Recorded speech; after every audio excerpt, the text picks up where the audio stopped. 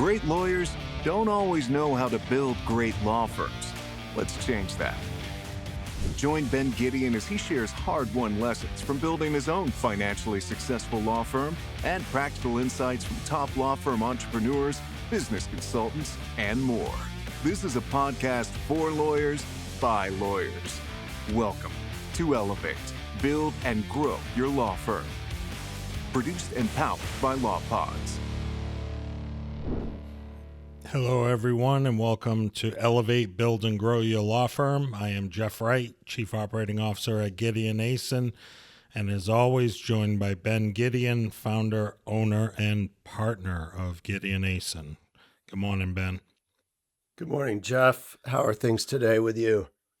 It's we're starting off a wonderful heat wave here in Maine. We're going to have 4 days of 90-plus degrees with a 100-plus degrees heat index. So a little odd for Maine weather this early in the year. Other than that, I'm fine. It makes me thankful my wife forced us to put in heat pumps at the house. I noticed the dog only stays in the one room in the house that we cool. So, well, I hope our listeners are enjoying the World Cup. I've got the Paraguay shirt on from the Paraguay-Germany game went to the other day, which was super hot at Gillette Stadium, but very fun. U.S. plays today. So by the time you're listening to this, we'll already know what the outcome of all that is, but go U.S. Can't wait. We have some wonderful guests here today. Before we get to that, we want to spend a little time talking about our sponsors who are very pleased to work with 1% for the Planet, Vision Spark, and Supio. Ben, I don't know if you want to talk about Supio first. Yeah, we'll keep it brief, but I would encourage folks to listen to the episode we did with the founder of Supio, Jerry Zhu, who's also known well to our guests today because the injury board was highly supportive and influential in helping to develop and build Supio, which is an AI platform designed specifically for plaintiffs' trial lawyers, very thoughtfully designed by folks who are former Google software engineers. You can listen to the episode we did with Jerry and learn more about it, but encourage folks to check them out at supio.com. Yeah, our firm, Gideon are proud participants with a global environmental nonprofit known as 1% for the Planet. You know, our hope is that every firm listening to this or every attorney has some semblance of a giving program back to your communities, or at least looking to develop one. We've landed on 1% for the Planet. It's, like I said, a global environmental nonprofit. Businesses give 1% of their annual sales, and they pledge that. Every nonprofit that is part of that is trustworthy, has been vetted by 1% for the Planet, and it's a very easy way to make sure your money gets to appropriate environmental causes. If anyone signs up for 1% for the Planet, please contact Ben or I, and we will give you a shout out on the show. And finally, we're brought to you today by Vision Spark. Vision Spark is the search firm, executive search firm that, as our listeners already know, helped us find Jeffrey Wright, one Chief Operating Officer at Gideon. They also do other types of high-level administrative staff positions. Could probably work with them to find a CEO, a director of marketing, maybe an HR director. We work with them on an ongoing basis to do all of our psychological profiling and vetting of all new attorneys. We've actually developed a particular profile for plaintiffs' trial attorneys, which I'm sure they'd be willing to use if you wanted to have them do that for you if you have that kind of a business. So a great company to work with. We would highly recommend that you check them out if you have a need. Vision Spark. Yeah. So with that, Jeff? Yeah, very proud to work with all those sponsors. Pleased to say today we are joined by Mason Alley, Jess Spino, and Carla Cornish, all representing the injury board today. And I don't know if you want to introduce yourself, talk about your particular role at the injury board, and then get into the particulars of exactly what the injury board is, especially for our listeners that aren't familiar. Sounds great, Jeff. Maybe we'll just go in the order that you called us out. So first of Perfect. all, Jeff, Ben, thanks so much for letting us be on here with y'all today. And what a great idea that this podcast is, and such a valuable service. We're just by sort of means of introduction, the injury board is a kind of a small, close-knit community. It's an invite-only network. We've been around for about 25 years, and I've been personally working on and off with the group for about 20 years because two of my high school classmates were the founders, actually, way back in the day. And so you can tell that's been a while since we've been there. But at any rate, one of the things that we've seen, we've got a national network, actually an international network, because we're through the US, Canada, the Caribbean, and the UK. And we've got about 130 firms that we work with, represent probably about 2,000 attorneys in total, all plaintiffs' personal injury law. Again, invite only. Ben and Taylor are members of this group, and so we're really thankful for that. But that's the kind of quality, members that we're looking for. It's a very select group of litigators, and I would say leaders. By definition, they have to be elected leaders. And so what we're trying to find, honestly, is kind of saturation. If you can go and find, if you have a need, if you're injured and injured seriously, and you have a need, like who is the best attorney, the best litigator, not maybe the best known, because it's not necessarily the biggest marketers, but the best litigator in your area. And that's really our goal, is to help create a network of that. And what it's become is kind of a neural network. And so from a background standpoint, I've been working with these folks for about 20 years, family of lawyers, never made it myself. I took a left turn and went out to Hollywood and worked in the entertainment industry. But I ended up back here, and from a consulting standpoint first, and then, I'm sure more of the story will come out, but we're just really thankful to be here with you guys. And again, I think what you're doing, this idea of moving into really treating your firm as a business that puts clients first is the future. And you have to think of it in those two terms: clients first, and then how do you run your firm as a business. So I really appreciate what you guys are doing. Mason, before we move on to Carla and Jess, just because I had an opportunity to meet and spend some time with you out in Oregon, and I really enjoyed that, by the way. But I know you have a very interesting background working in other fields, business and entrepreneurship. Can you just give the listeners a little bit of a sense for that? Sure. So I had this kind of weird career where I was actually in the entertainment industry as a writer. And so I ended up writing, for a CBS primetime show back in the day, and then movie with 20th Century Fox. And then I ended up back on the East Coast for some family things, and started working primarily in consulting and helping firms grow, small businesses grow. I had a background in law, so I was familiar with that area. And then I ended up in the technology space. And so I've spent some time there in ed tech in particular. And so came into a company that had probably about 40 employees, and then helped them grow to about 220 employees and exit, and a kind of a great exit for everybody. And that really made me think a lot about a business as an asset. How do you increase the value of an asset?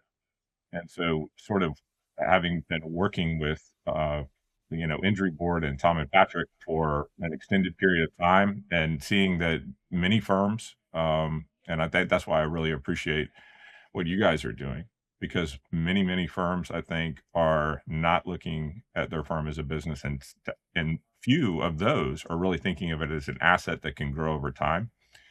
And it's not to deprofessionalize it at all, but it's to actually, keep your hands in the profession. So as an attorney leader, you want to do it. And then as maybe a non-attorney operations lead, as we've got with Jeff, I mean, this is a very powerful combination. And I think that this is what we're seeing in the business community and the technology community. And to me, it's exciting that lawyers are doing it, because if you think about the need, the clients who are actually in need. How do you produce the best results, give them the best possible service? It's going to be by putting in sort of the best known practices of what's going on, and maybe not even in your field. And so I think it's great. I mean, I really do. And I think you educating folks is super powerful. Jess, how do you follow that? How do I follow? Where do I fall on all that? Well, How I do will you tell. follow Mason? Oh, how do I follow Mason? I'm used to following Mason. I think we're in this place where we're kind of a little bit of a tag team these days.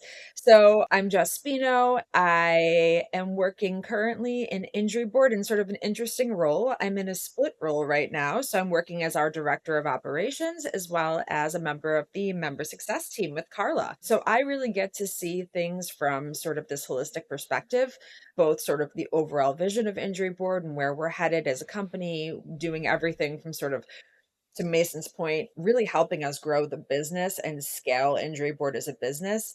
Everything from, building out procedures, tracking KPIs, and really just sort of figuring out, what we teach our member firms is to make their businesses, that part of what they're doing, systematic and scalable in a way, right? Because at the end of the day, the goal is to be able to sort of transfer that, what I call like institutional or tribal knowledge, to whoever is, sort of gonna come up after you in the event that you do eventually exit your practice, right? So what would that look like? And if you could create this replicable sort of system and transfer everything that you've grown in your practice to somebody else, what would that look like? And even if that's not your intention, my background really has been in the virtual space where the whole idea is to build businesses to scale. So that's the sort of operations piece.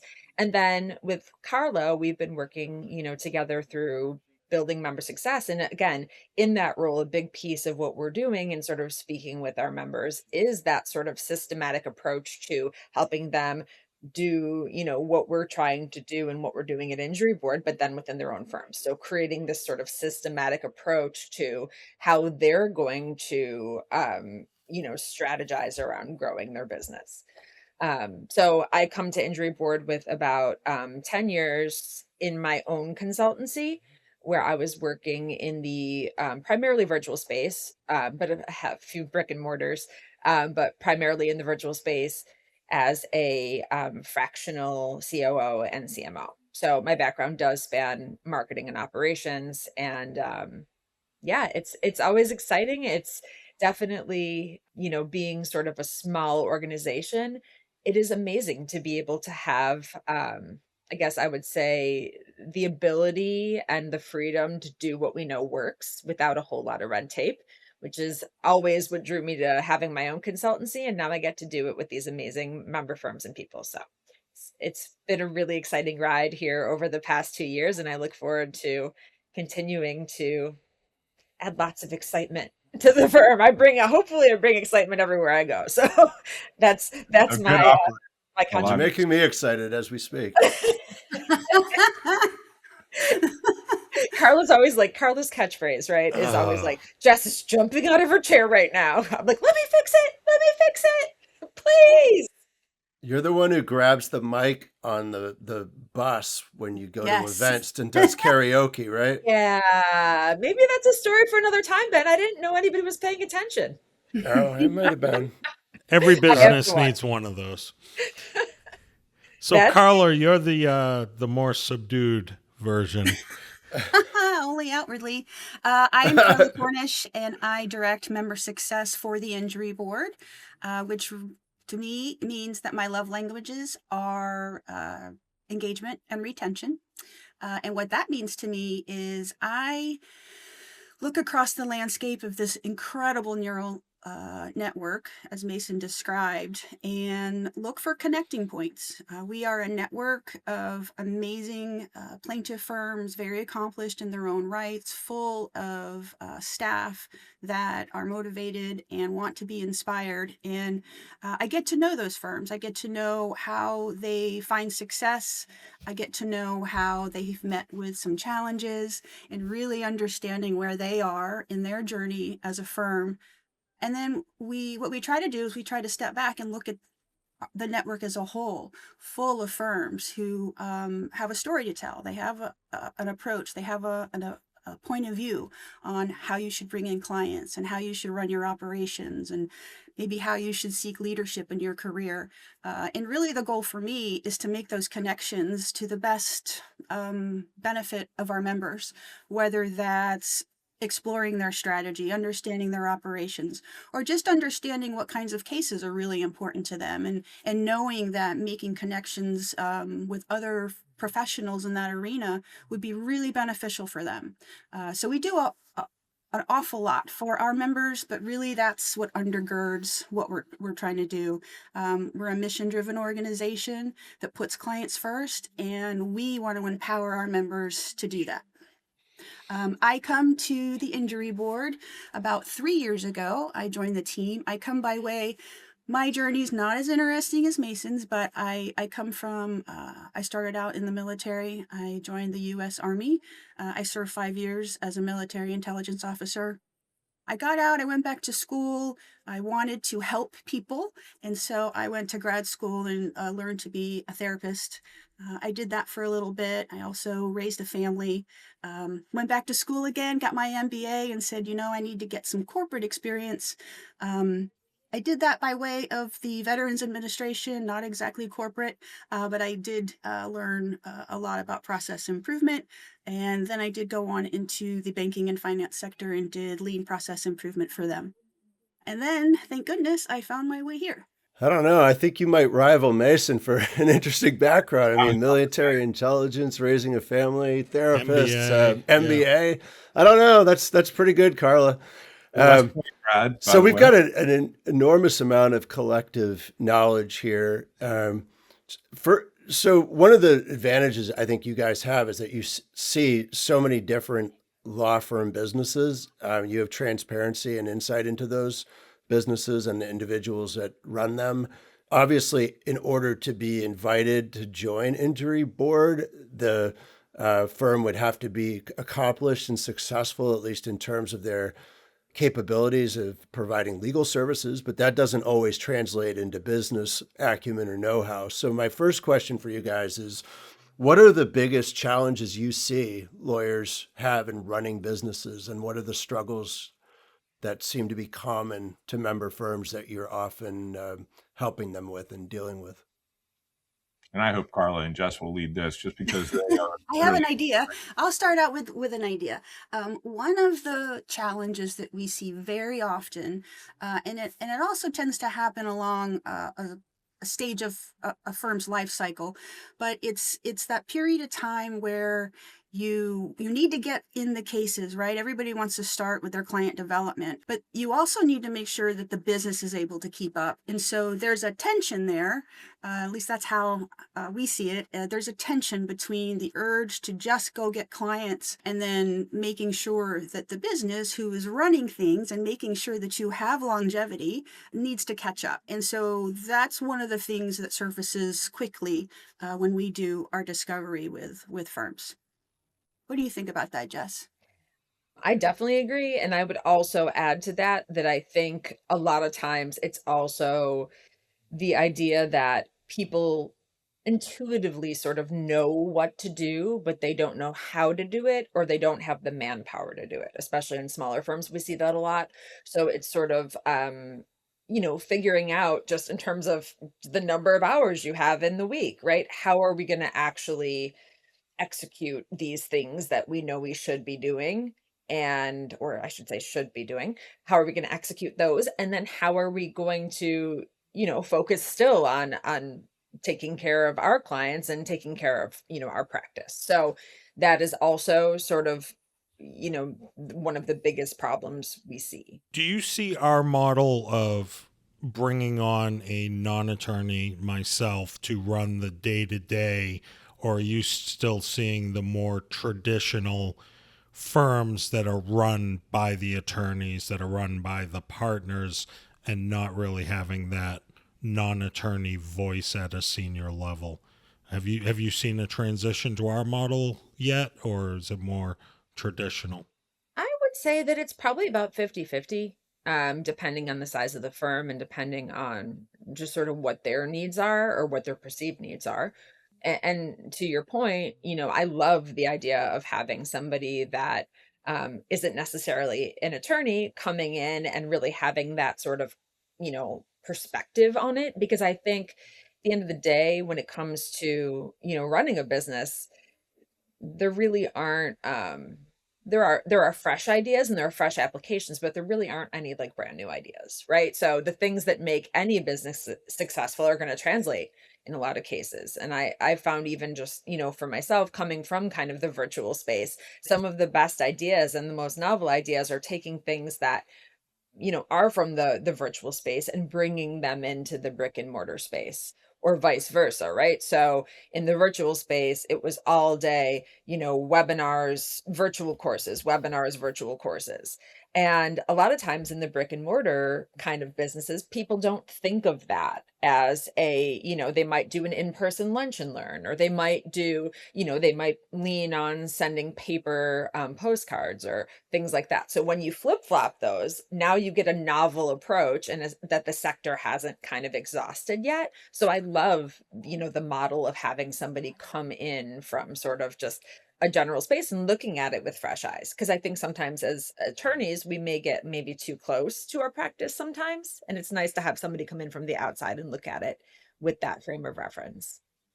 Yeah, I jump in too and just say that, I think our firms may be a little forward thinking too, because of just the ones that we've been able to associate with, and then maybe some of the education that they've gotten over the last few years. Because I still think having a non-attorney operator is probably at the most an early majority decision.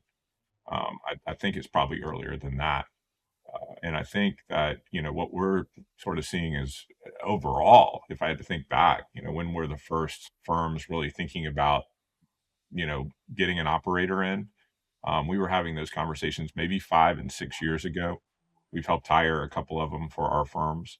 And I think that, the fact that you all have actually, is it Vision Spark, that is really specialized in this, is a very powerful idea, because there's a consistency to it. After we've done it a couple of times, we really looked at it and we were like, wow, this is, there's a kind of a personality and a type that we're looking for as well, that can kind of make that transition. And not everyone's ready for that. And I don't think every firm is necessarily even ready for it.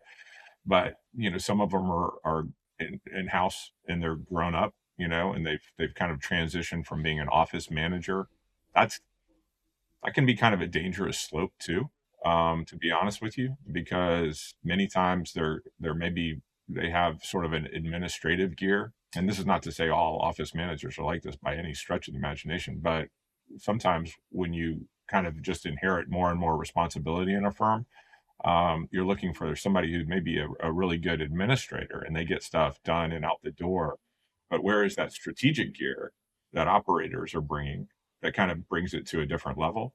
I still think we're early, but I think we're catching up quickly. And I think one of the drivers, to be honest with you, is legal tech, and this like mass, wholesale adoption of AI. That if you think back over 20 years, the running joke was the law firms, you could just kind of feel like you're beaming back to the early 90s or something like that. You could bring any idea and just feel like you're from Star Trek, right, showing up. But these days, the adoption of AI in particular has been so fast and so wholesale throughout all of law, really, that I think it's making people think differently about all the other pieces of their firm, all the other pieces of their firm as a business. One thing I like about injury. I like a lot of things about injury board, obviously, but I think one of the things that makes it different is a lot of organizations, when firms join, they join and it's like one or two attorneys join. And correct me if my rationale is wrong here. When a firm is invited to join, it is a membership is firm wide. And what I like about that is you have a number of operational groups, marketing groups. So it's a way where it's not just the attorneys being involved with the injury board, it's our marketing team, it's our operations team, it's our finance team that are all touching the various things of injury board, and it's really a firm wide membership that everyone can take advantage of and benefit from. Did I spell that out correctly? Yeah, that's 100%. And then I'd love Carla and Jess to jump in and sort of talk about maybe some of the mechanics of it, but I'll tell you kind of the why or how it evolved with our group. If you're going to grow your law firm, you're going to have more than lawyers play the game with you. And if you're going to actually invest in a firm itself, then you have to like start thinking about, well, who are the players in the firm? And it's a specialized roles, and they're specialized, needs and education opportunities. And I think what has been so exciting is what started out as kind of a of an idea, which is like, how do we sort of plain spoken way is, well, how do we give our members enough to make them want to stay? Right. I mean, that's kind of retention in a bottle. And so the technology world would say, well, we'll build customer success. Well, we don't have customers, but we have members. And so that's how member success started. And quite honestly, it was just a kernel of an idea that we kind of planted in the organization. Carla and Jess are the ones that actually turned it into what it is and what it will be in the future. And so Carla, you do want to unpack a little bit about what you all are doing in terms of working groups and how we really reach out to different members of the firm. Yeah, thanks, Mason. Our working groups, I mean, Injury Board is like a microcosm of networking on steroids, right? And if we're going to set out to optimize all of this potential opportunity to share and learn, then what better way than to bring people of like mind together? And so what we did in the beginning was to say, okay, what are the roles that, other than the main attorney that may join the organization, but we have everyone as a member, what are the roles that would benefit from something like this? And so we started with the operations group, and then we built out the marketing and paralegal. And so I look at them as our core groups because those are the core roles within a firm. We then built out other sort of specialty groups. We have an AI group, for example, bringing together members who are involved in AI-related cases. There's a great need to understand how to implement AI in a law firm, and we also try to address that. But with this working group, we're trying to bring members together in their craft around AI-related cases. We're pretty new in that realm, the AI-related casework. So it's really a prime time to be able to bring folks together and learn together as that is evolving. We have an auto truck motorcycle group as well. Again, MVA is the largest case specialty in the aggregate across plaintiff firms like ours. And so it's an effort to say, okay, well, let's really drill down into what it means to work a case like that to the best outcome for a client. We also have a women's group. We really value diversity and inclusion here at the Injury Board and within the network. And so that's a preliminary measure to sort of put our arms around that idea and bring together women in the industry. I think they're an underrepresented group across the board. And so that's something that we try to focus on here. Jess runs that group with great success. We also have a NEOS user group. At the Injury Board, we have members that others would call maybe a vendor. They're corporate members for us, and we value them very, very much. One of those is Assembly Software, and we run a working group dedicated to the case management system that they promote.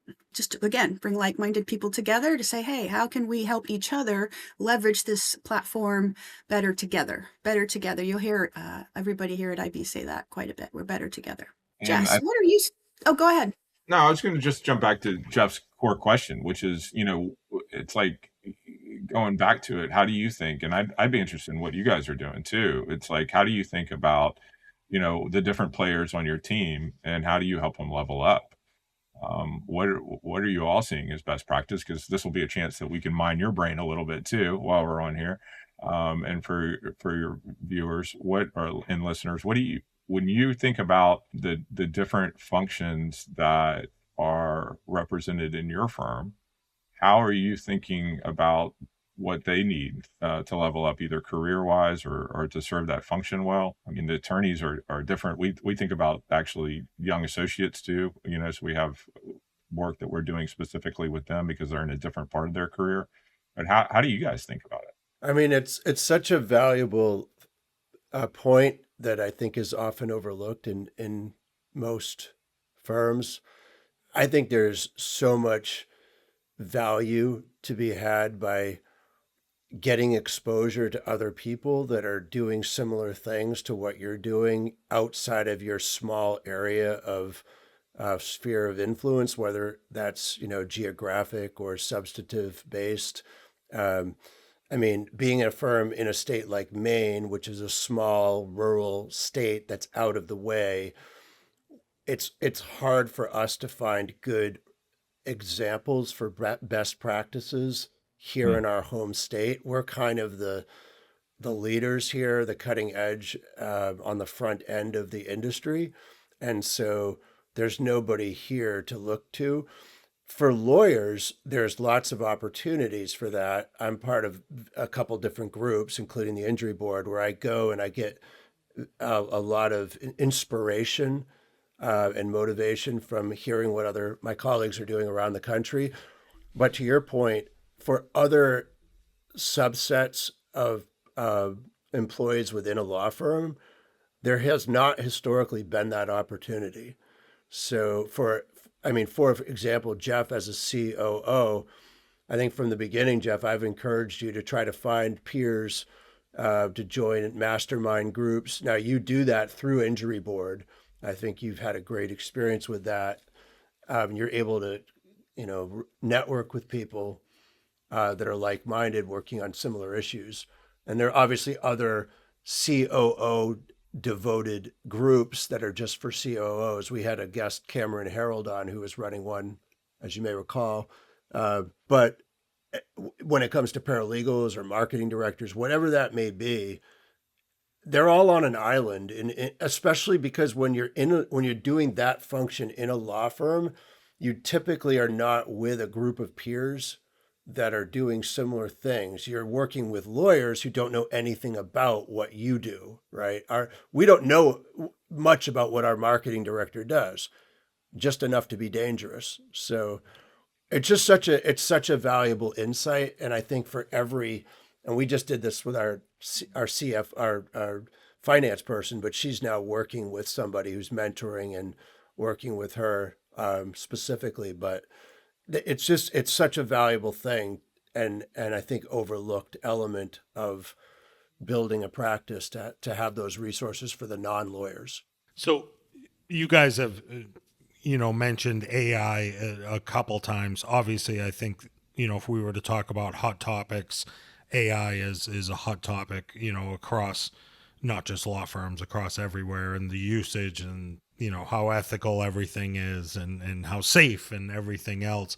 I guess aside from AI, is there another hot topic that you're seeing consistently throughout your membership that people, should be aware of?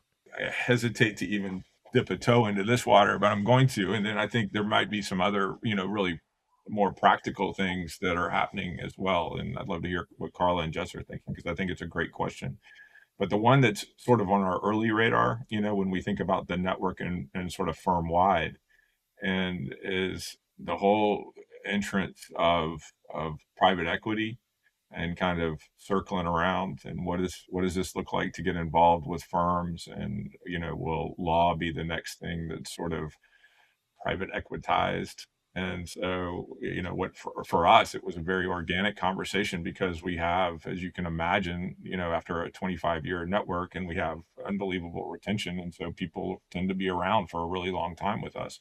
And so they get to the end of their career, and some folks haven't thought about their firm as necessarily an asset. It's more like almost like a job. It's a really well-paying, high-position job. And so, what do I do when I quit my job, or how do I, just shut the doors, or how do? And so, we've had some early questions about probably 2.5 years ago, which is, I'm getting to the end of the career. What do I, does anybody? How do I? Have you ever sold a firm? Does anybody ever buy a firm? And then once that sort of happened in our listserv, and our, the discussion happened, we did a kind of an informal survey, and Carla, I think, led that effort, and we found, a limited number of respondents, but we found probably about 10 or 15% of our firms were saying that's where we're going to be in the next 10 years. So now what do you do? And how can we really help our members think through that? And meanwhile, as you guys have watched happen, the whole MSO model has sort of really come on the scenes. And I think, as an operator, Jeff, I'd be very interested in your kind of perception of it, because I think most non attorneys, our business sort of leaders are probably much more familiar with this world, and the attorneys have been very protected from it. And I think they're fighting it in many ways and in many states to do it, but some version of it seems like it's coming. So again, it's a big topic, and I don't know if y'all want to go down that road, but it's out there, and our folks are talking about it. Yeah, I it's funny because that was actually what I was hoping you would say, because private equity and venture capital money has been everywhere, and I feel like, due to the ethics rules, law firms are kind of their last bastion that they haven't been able to dip their toe in with their bags of money. And the way they're obviously getting around those rules is to be able to handle the operational side of the firm, and not technically own a firm as non-attorneys, which they're precluded from. But I think we're going to see more of it with the amount of private equity that's out there. And I'm curious how many of the larger firms, or firms that you've worked with, have been approached, by the private equity, by the VC companies, to make that offer. And I think it's something that people need to be prepared for, those conversations, because they're gonna happen a lot more in the coming years. We haven't given it a lot of thought here, and whether I'm for it or against it, God, I haven't a clue at this point, to be honest with you. Well, I'll tell you a couple of thoughts, and then I'd love to hear, actually, Carla and Jess, because they are literally on the front line. So we have, at a minimum, a quarterly check-in with all our members. So if you can imagine trying to check in with 130 firms, first of all, just trying to do it on the calendar with 130 firms every quarter is almost Sisyphean, I guess. Roll the big rock up the hill and let it roll back on you over and over again, right? Kind of task. But where I think a fair way of representing our members are, they're very intelligent people, right? That's how they got to where they are. And so they are going to listen, and often dispassionately, to what's going on. But I think my sense is, and it'd be interesting to hear Ben, my sense is the attorneys who have fought very hard for the profession and to keep a level of professional discipline and represent their profession as leaders are saying, we would like the profession to run the profession. And so we don't want to see maybe necessarily what happened where, business people came in and started telling doctors how to practice medicine. They don't want to see that. We've heard that. We don't want somebody telling us how to practice law. And there's a lot of, even the MSO things that are happening. they say, well, we're going to put those bright lines in, but that's a very, that's a really hard line to walk. And so I think what we're trying to figure out is two things. One, how do you keep the lawyers at the forefront of the whole decision-making process and potentially the acquisition process? They should be leading. This is their profession. They should lead. And then the second part is how do you position your firm to be as valuable as possible for whatever ends up happening? One, it's a good business practice, right? It helps if you're running a great business, it should have the material effect of being great for your clients. You should be delivering great results and great client experience and really taking care of people in their biggest points of need. And so if you're doing that, and then you're putting kind of that business layer in, hopefully you're creating a lot of value. So no matter what happens, whether there is no sort of, big push into this world or there is, you're well positioned. Does that make sense? Yeah, you were going where I was going to head, Mason, which was with our group, we are pretty far, whatever direction, towards client centricity. And so for this group, this notion of the big money, non-attorney organizations coming in and acquiring, consolidating, those are the words we're hearing, is naturally not going to fit well. But at the same time, we feel that our responsibility is to say, yeah, well, just like when AI was coming onto the scene and folks kind of rebuffed it, no, I'm not going to do it. Well, you either got on the train or you didn't. It didn't wait for you. So I believe that in the same way, this phenomenon, whether you are for it or against it, it's here, and the train's going to leave the station. And how are you going to position yourself to the best outcome for yourself? So that's some of the work that we're doing, is bringing to light the landscape, because some folks, not necessarily just IB, but they have some blinders on. I don't want to look at it. It's not there. A little bit literally, but metaphorically, they're just going to keep going and hope for the best. And what we bring to the table is to say, that's not really a strategy. That survey that Mason mentioned when this is a couple years ago, we're like, what's your plan for your end of your career? And one person was like, gonna fall over dead at my desk. So that's an extreme example of what we're trying to say. Probably not the best thing for you or anybody else at the firm. Let's take a look at that, because whether you like it or not, this is happening. And so we need to make the biggest swing right now so that attorneys can retain, this is our profession, your profession. I'm not an attorney, but you can retain that sort of agency in your own profession. Yeah, Ben, what are you seeing? You're in, not only injury board, which we're very grateful that y'all are part of the team, but you're in some very interesting networks beyond injury board, where you're rolling with some influential folks in the legal industry. What's the pulse from your standpoint? It's interesting. I'm enjoying this conversation. Just it's very thought provoking. When we talk about trial lawyer industry, we tend to lump it together as one kind of homogenous thing, but it's really there's at least two entirely different professions within it.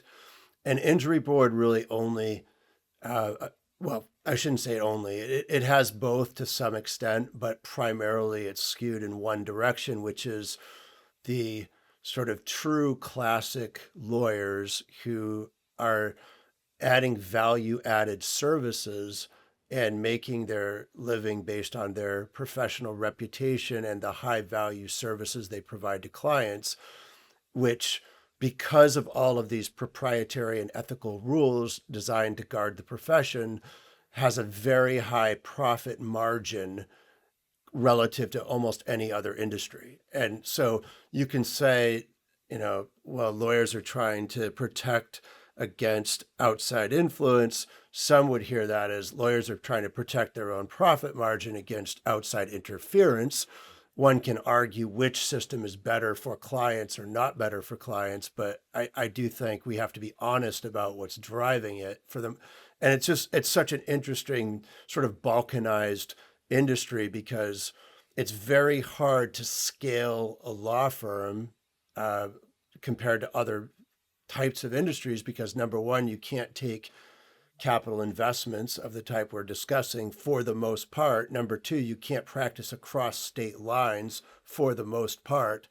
And there's all kinds of things that flow from that. So that's the one category of lawyer. This other category of lawyer is really the aggregator of marketing and volume and low price, low service, high volume practice. And those people really aren't lawyers, they're business people that are using the legal industry as a platform for running a business, but they're not principally lawyers. Then they're not making their money out of adding value from their legal services or legal reputations, right? So it's those are two viable businesses. One is a low margin business, like the volume aggregators with high volume, low price, spending a lot of money on case acquisition and marketing and making money on volume. The other are the low volume, high value firms, which are the type that are generally in injury board, where they have high profit margins and are trying to protect those from interference. But that doesn't scale very well for all the reasons we discussed. So it's just this interesting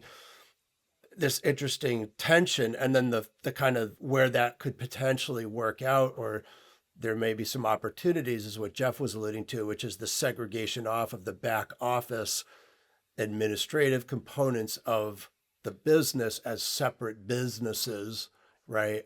That can have capital investment and can be optimized in certain ways. That will probably eventually come in and change the industry, but who knows whether it will change it for good or bad. Like everything else, we'll try to, it will move towards some kind of mean probably. But those are just top of mind thoughts. Jess, I know you want to jump in here, so I'm going to turn it over to you. I would totally say, I agree with you that there are definitely those sort of two camps. What I think is really interesting though, and we see this with the clients a lot, is that we sort of generalize marketing, right? Is this sort of like idea, and it's almost there's an otherness about that, right? Like marketing as this entity. And what I find really interesting is that marketing is inevitable. Whether you are type 1 or you're type 2 of those attorneys, you are still part of your business will always be marketing, right? Or marketing as a whole. But there are different tactics or sort of things that you can do within marketing.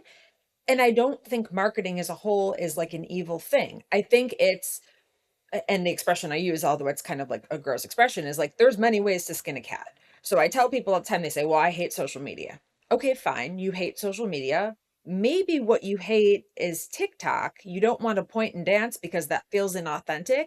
And I get that. But maybe, the social media for you is LinkedIn because that's your audience. It gives you a forum to build, authentic relationships if you are approaching it in that way. So I really hesitate to kind of make a blanket statement. So when people feel averse to marketing, or marketing, as I'm going to call it, what they mean really is I'm averse to, selling my soul and presenting an image that to me, for whatever reason, feels inauthentic. But even if your business is driven by relationships and referrals, you're still marketing yourself. And you have to accept that that is the brand, the awareness of your business. However you slice that is marketing. Really, the goal is to talk about what you do and share it with others. So however you look at that and sort of wherever you fall on that spectrum, I want to stop sort of like perpetuating this idea that marketing is like this bad thing because it's a necessary evil. What we need to surface is the conversation in our network, in our working groups, about what kind of marketing feels aligned with your goals as a business, as a practice, right? And that's part of the conversations that we have with clients as Carla and I sort of step through this sort of effort map process is like, what are your goals? What are the buckets, right, of the things that most people want to accomplish? And then what are you doing in those? And what things do we maybe want to turn the volume up on a little bit and say, okay, this is working and I like it. It feels aligned. So let's optimize that, right? Let's grow that. Let's scale that and let's systemize it. So down the road, I can pass on that procedure to somebody else of how to execute that, right? And what are the things that maybe we want to take a better look at because for whatever reason, either they're not working or they don't feel aligned. It's okay to say, hey, you know what? I'm not going to do that. That's okay. That's fine. Let's find something else that is working and that you feel strongly about. Right. So I think that's the place where the conversations that we have with members and the groups we have become really important to share ideas and say, hey, what's working, what's not, and what feels good to us.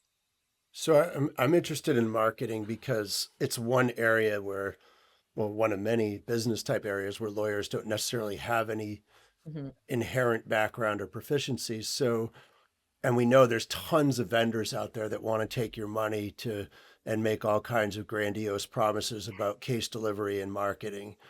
How are you finding people are navigating through that to find what, in your words, Jess, works is the right and authentic and works best for them, and not being just kind of sold a bill of goods that is hard to verify and where there's little accountability on the side of a vendor who's taking your money and maybe under delivering? Yeah, well, unfortunately, that does happen. And I'd like to think that Carla and I are sort of one of the sort of secret weapons that firms have. We do perform a really detailed strategic content gap analysis where we actually will use tools to scrape their keywords and find out, is there a gap between what people are searching for and the content you have on your site? You know, for the marketing firms that are doing a great job in delivering what they promise, they probably love that because we say, hey, here's some stuff that we think you could be doing. And we encourage our members to go hand the report that we produce to their marketing vendor and say, hey, here's their ideas for the next 6 months on content they can develop. We've kind of done that work for them. So, here it is. Here are the keywords. Here are the way, the types of blogs that you should be writing and go, right?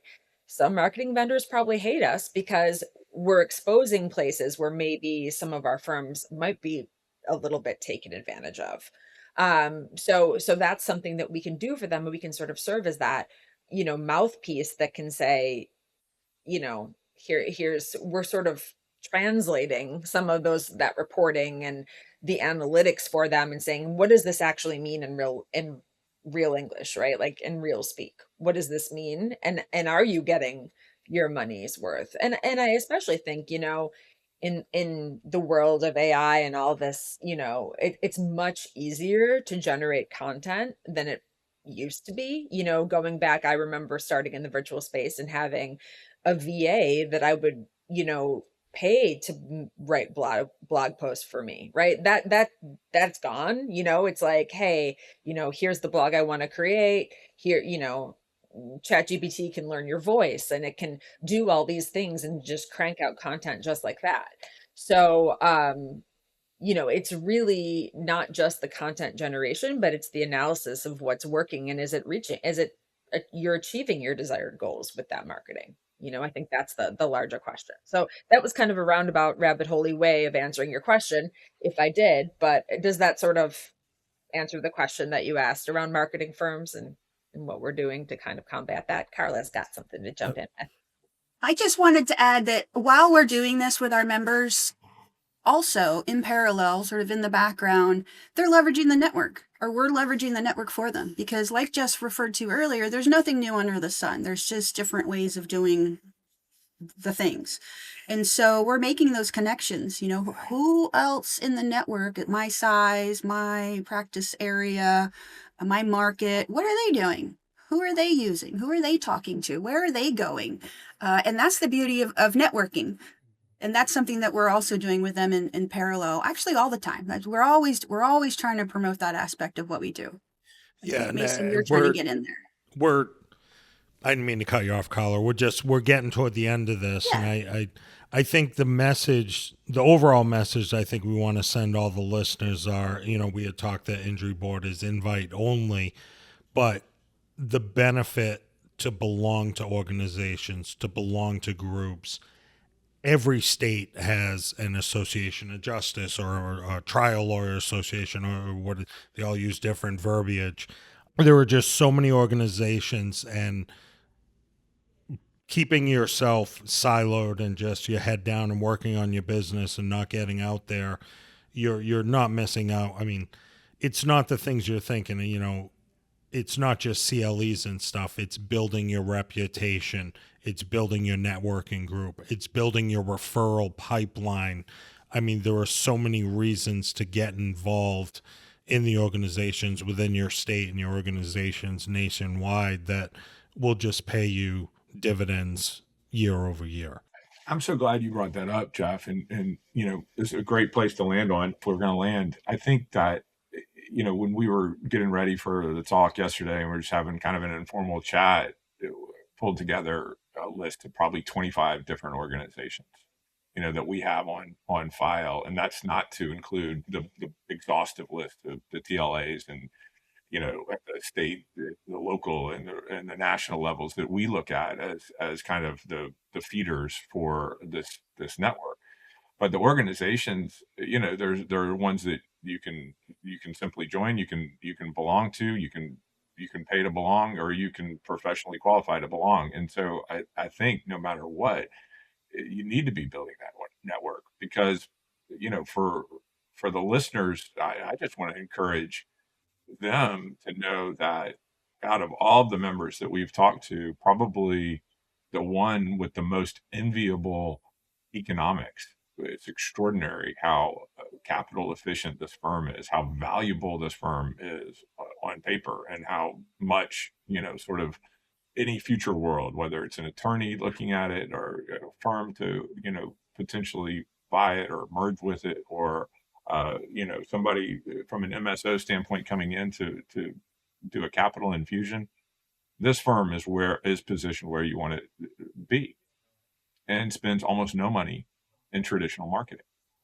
because all of their work is going back to what Ben said, this sort of two, versions of the universe, where you have these really strong litigators that are producing outsized results for their clients, which we think is the most important thing possible.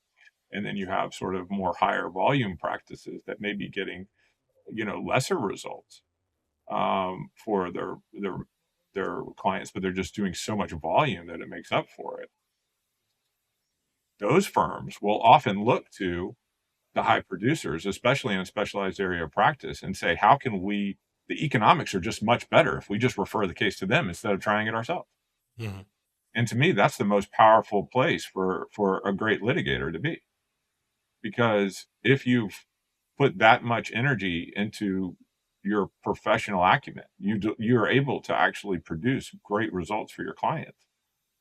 Then how can you position to benefit from the best clients that are out there to have? Best meaning the cases that need the best minds to get the best results. And the way that you do that is you build relationships. And so ultimately, all these networks are hopefully they're relationship factories. And as you're going in, I think what's important, and what we really try to filter for, but we also try to reinforce, during our times together, is that if you go in transactionally, you're gonna miss the real opportunity in the room. If you go in and your main driver is, what am I going to get out of this room today?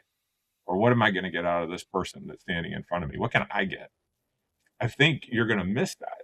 But if your goal is how can we build a relationship? What do I have that I can share with this person that makes them, better, that makes this network that I'm part of stronger, that makes our profession better? Those people have a great degree of influence. And how do we know that? Because our members are these leaders who have invested their time and effort to grow their profession and to do the service work. And so, you can either look for those people because they're going to be influential, or you can you can start to be one of those people by adopting a mindset of service. And I think, but that relational piece, it's economically smart. It's professionally smart. It's smart from a human standpoint. So we just, I think that would be a great thing that we would love to share with everybody is after 25 years of a member organization and what really works is relationship. And what really works is influence that comes as a result of service, of looking to give more than you get. And ironically, as you do that, the fruit of that work is that you get plenty. You get so much, and there's more, and there's stuff to share, which actually just reinforces the network itself. Yeah. No, I Yeah, think that's a great place to wrap up. Go ahead, Ben. I was just going to say that's just such valuable advice. It may sound a little bit old fashioned, but it's the reality. And it's been, entirely aligned with my own experience in that, if you look back at many of our best cases, they come from personal relationships, and they're relationships you build over years.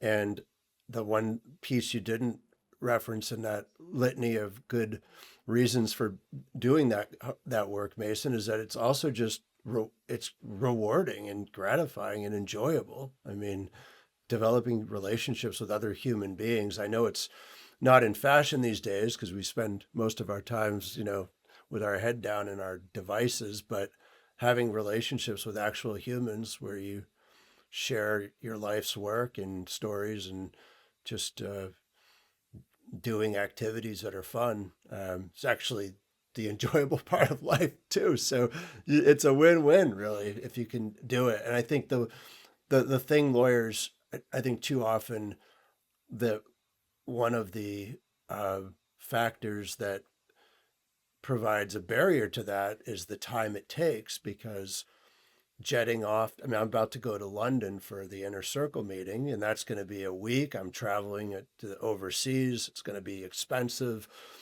But every event like that, the Inner Circle the Injury Board has multiple meetings a year in very nice places.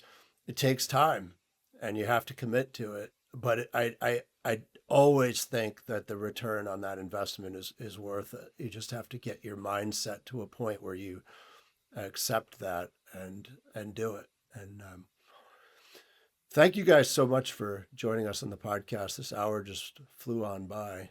Yeah, we appreciate it. Thank you. Thank you for the opportunity. Thanks for having us. And Jeff, thanks so much. Great show. Need help on a complex personal injury or medical malpractice case? Gideon Asen accepts case referrals and regularly co-counsels with lawyers nationwide on high-value claims. The firm has recovered millions of dollars in cases that competitors turned away because they dig deeper. Ready to learn more? Email bgideon@gideonasenlaw.com to start the conversation. Gideon Asen shares fees as permitted by the laws of each state. Don't let complex cases overwhelm your practice. Elevate justice together with Gideon Asen.